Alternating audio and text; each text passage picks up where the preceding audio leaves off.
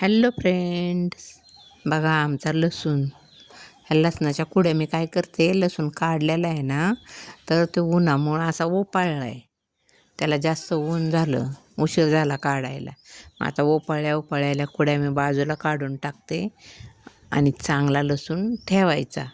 बघा उन्हामुळं असा नासल्यागत झाला आहे लसूण, खालून जमीन तापते ना त्यामुळं, आणि आमचा लेट लावल्यामुळं उशीर झाला काढायला. आणि मग त्या लसणामध्येच बघा हे कांदे लावले होते आम्ही दोघी सासूनानी जाऊन. आम्ही हे कांदे उपटून आणलेत.